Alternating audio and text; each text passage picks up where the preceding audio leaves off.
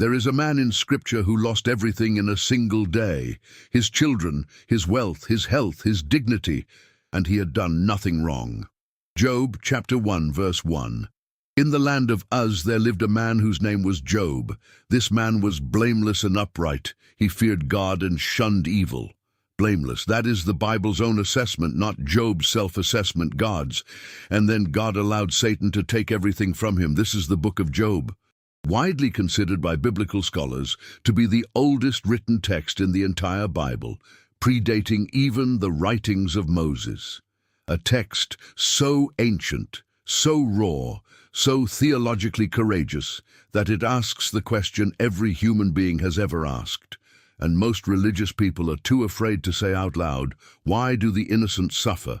And the answer the book gives is not what you expect. Let's start with the cosmic courtroom of Job chapter 1. The sons of God, the divine council, the heavenly beings, present themselves before the Lord, and Satan comes among them. The Hebrew word "hey Satan" here means the accuser, the adversary. He is functioning in a specific role as the prosecuting attorney of the divine court. God opens the case. "Have you considered my servant Job? There is no one on earth like him. He is blameless and upright." Satan's response is devastating in its cynicism. Does Job fear God for nothing? You have put a hedge around him and his household and everything he has. But stretch out your hand and strike everything he has, and he will surely curse you to your face. The accusation is not about Job's behavior, it is about Job's motivation. Satan is saying, "Job only worships you because you protect him. Remove the protection and the worship disappears." God accepts the challenge. With one condition: do not lay a finger on the man himself. And in one day, one single day recorded in chapter 1, Job loses his oxen, donkeys, sheep, camels, servants, and all 10 of his children. 10 children in one day. And Job's response, verse 20-22, "Naked I came from my mother's womb, and naked I will depart. The Lord gave, and the Lord has taken away. May the name of the Lord be praised." In all this, Job did not sin by charging God with wrongdoing. Satan was wrong. Job did not curse God, so Satan returns and escalates. "Let me touch his body." God permits it. Job is covered from head to toe in painful sores. He sits in ashes, scraping himself with a piece of broken pottery. His wife says, "Curse God and die." Job answers, "Shall we accept good from God and not trouble?" Round 2. Satan was wrong again. Now 3 friends arrive, Eliphaz, Bildad, and Zophar. And for 7 days they say nothing. That is the wisest thing they do in the entire book.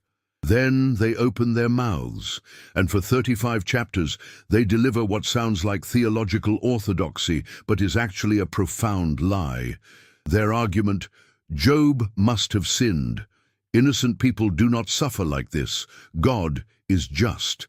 Therefore, if you are suffering, you are guilty. Confess your sin, and your suffering will end.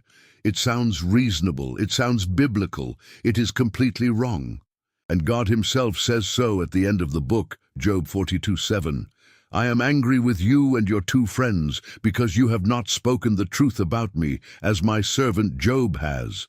Job, who had been arguing with God, accusing God, demanding an audience with God, saying things that made his friends cover their ears, Job spoke the truth. The friends who defended God's honor with tidy theological arguments did not. What did Job say that was true? He refused to confess sins he had not committed. He refused to accept a false theological framework just to make his suffering make sense. He was honest about his pain, his confusion, his sense of abandonment. He never cursed God, but he argued with him, loudly, and God honored that. Then in chapters 38-41, God speaks from the whirlwind, and what he says is one of the most extraordinary divine speeches in all of literature. He does not explain the suffering. He does not tell Job about the cosmic wager. He does not apologize. He asks questions. "Where were you when I laid the earth's foundation? Who shut up the sea behind doors? Have you entered the storehouses of the snow? Can you bind the Pleiades or loosen Orion's belt?" 89 questions. all pointing to one truth. There is a reality so vast, so complex, so beyond human comprehension that the question, "Why is this happening to me?" cannot be answered from within the human frame of reference. Job's response: "My ears had heard of you, but now my eyes have seen you." He did not get an explanation. He got a revelation, and here is what most people miss about the ending. Job 42:10. After Job had prayed for his friends, the Lord restored his fortunes and gave him twice as much as he had before. He prayed for his friends, the friends who had tormented him with bad theology for 35 chapters. His restoration came after, and perhaps through, his willingness to intercede for the people who had wronged him most. The book of Job is not primarily about why the innocent suffer. It is about whether genuine faith is possible, faith that does not depend on comfort, on blessing, on the removal of pain. Satan said it was not possible. Job proved him wrong. And you are reading that proof right now, 3,000 years later. If this opened the book of Job for you in a new way, share this video. And comment, have you ever been in a job season? I want to hear from you. I'll see you in the next mystery.